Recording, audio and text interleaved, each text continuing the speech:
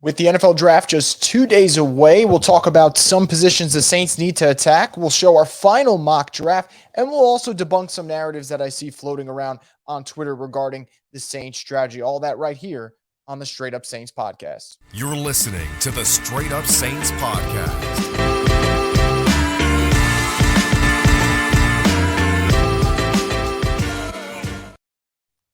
What is up, Who Dat Nation? Welcome back inside another edition of the Straight Up Saints podcast. And this podcast, as always, is brought to you guys by the Birdsall Law Firm, the official injury lawyers of Boot Crew Media. You can give them a call at 504 523 5413. That's 504 523 5413. So there's a lot to get to in terms of what's floating around on Twitter, what everyone's arguing about. But I'm going to just start it off by talking about this recent narrative that I see over the last couple of days. And it's not a shot at anyone. It's just, I just find it fascinating how there's so much discourse about, does this guy fit a certain prototype? Do the Saints, if they take a certain player, is that going away from the norm? And the guy that I'm talking to in this regard is Pitt defensive lineman Kalijah Cansey. And of course, the knock is going to be the short arms. And then the rebuttal to that is going to be, well, the guy produces. And I don't know which side of the coin's right.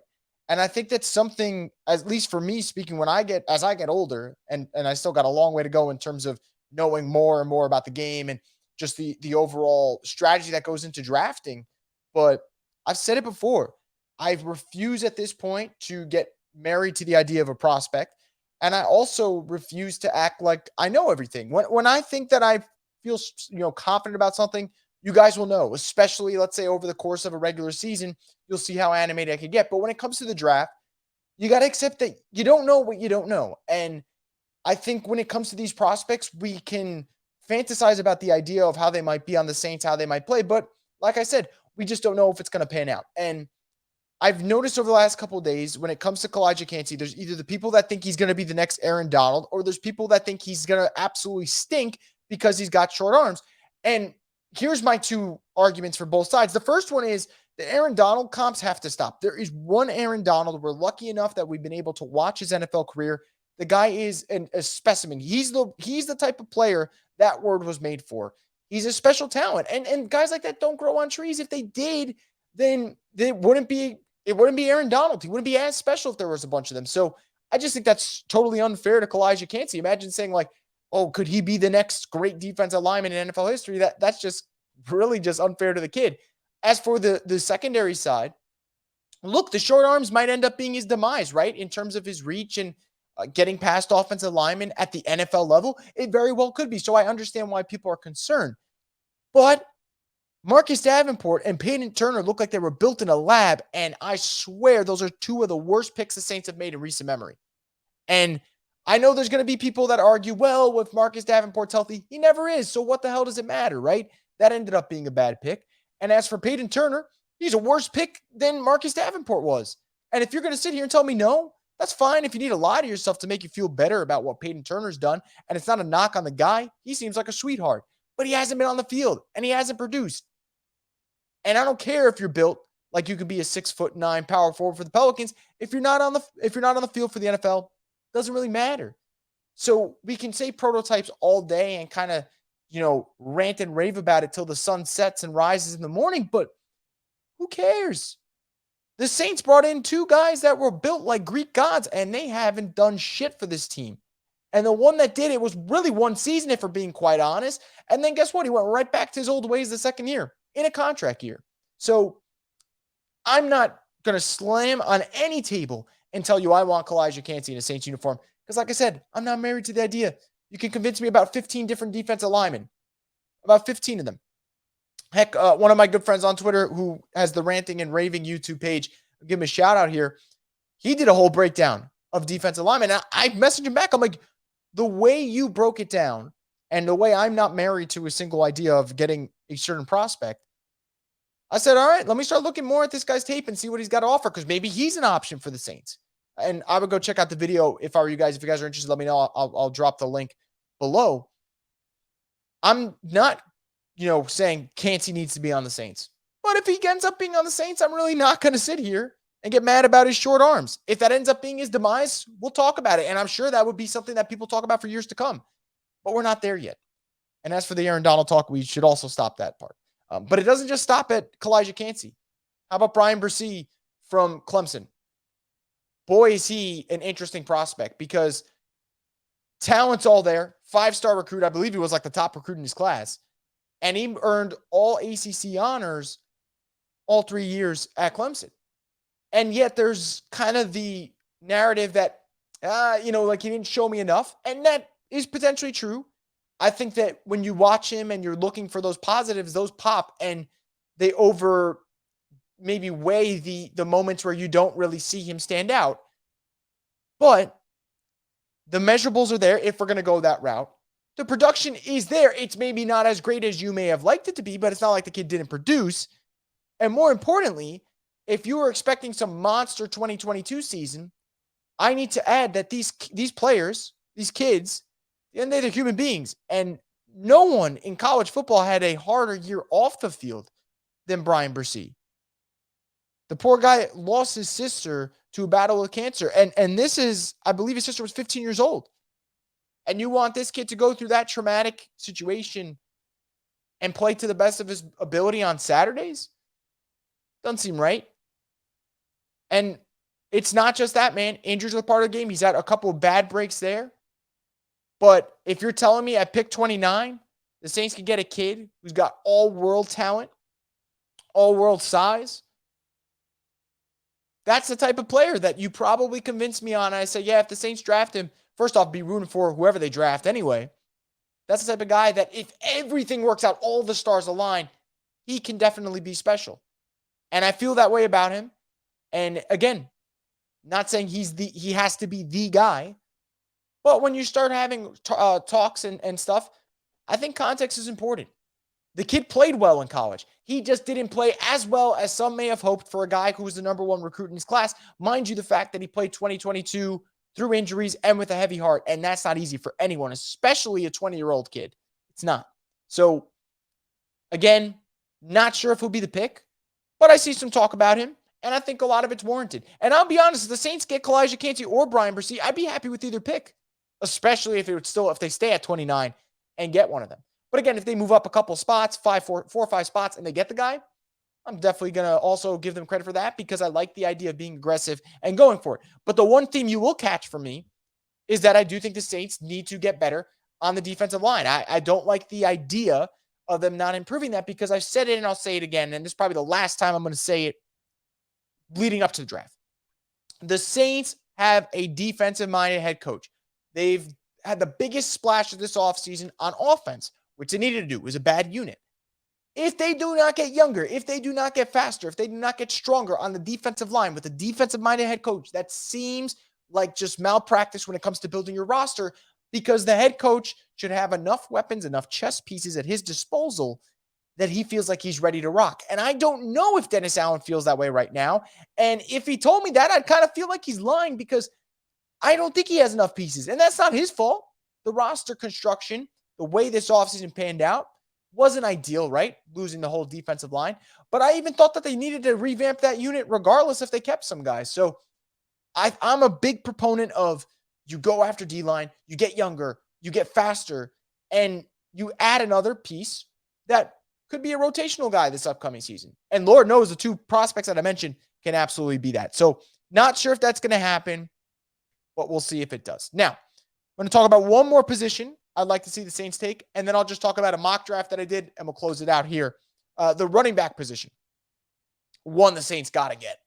And I know that a lot of people think it could be redundant because if Alvin comes back, you still have Alvin and Jamal Williams. But I think the safest way to guarantee that your offense will not be downright putrid this year is making sure you attack the running back position as if Alvin's not there. And it's not a knock on Alvin. Lord knows how I feel about Alvin Kamara. I think he is a special guy. But if you lose him for 6 games, 8 games, whatever the hell it might be, and you know Roger Goodell's just sitting there lounging, maybe a cigar in his hand, thinking about, I got a chance to royally screw the Saints. I can't mess that up. He's done it multiple times. He wouldn't mind doing it again. If you approach it that way, then you get another running back in to help with Jamal Williams over the course of the season. And it's not as if Jamal Williams has to do everything, because I'm going to just tell you right now, as much as I like Jamal Williams, if you're asking him to be your plan A, B, and C at running back, it's not the greatest plan, and it's also unfair to him. He's at his best when he's one of two guys leading the backfield. And you got Alvin, and I get that. But Alvin's probably going to miss some time. So go out there and get a running back. It could be on day 2, and that's probably the day that I would go for it. It could be day 3, whatever. But again, there's guys out there, Devin Achane is a speedster that they can add. I think he'd be awesome. Zach Charbonnet would be great for the Saints to get him in there. And Charbonnet is the type of guy that I think he does a little bit of everything. And the only concern I have is he's got a lot of carries. Is that a lot of wear and tear on him? Not sure. But I think he does a little bit of everything. Plus, man, we can start cracking some jokes if he ends up on the Saints, right? Runs down the field, trucks a Falcon defender. What happened? Oh, he got a glass of Charbonnet. I like that. I'll make stupid puns all day. I do not care. He's the type of guy that I'd love to see on the Saints. Tyjae Spears, the hometown kid, another speedster, breakout season this past year with Tulane. Another option there. Zach Evans from Ole Miss. Sean Tucker from Syracuse. Like, there are options in this draft. But I think day 2, the Saints can get a playmaker who can make an immediate impact while Alvin's sitting. And that's why I keep talking about the position in high regard. I just think it's an important spot for the Saints. So we'll see if they do it there. So I promised a mock draft. I'll keep it pretty simple. I only did 4 rounds, I believe, if my memory serves me correctly.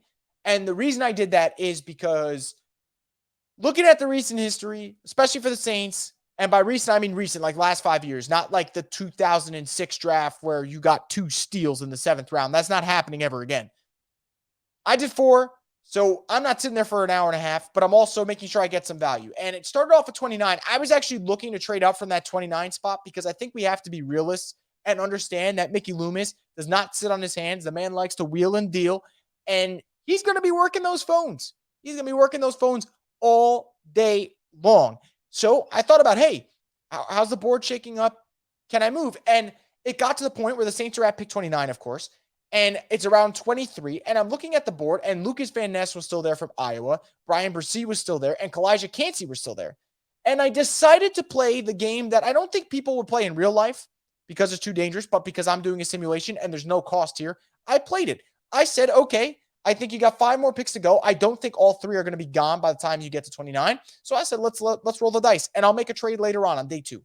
So I rolled the dice, and it's Brian Bresee who ends up falling to 29. And again, as I said before, I would take it. I think he'd be a nice fit for the Saints.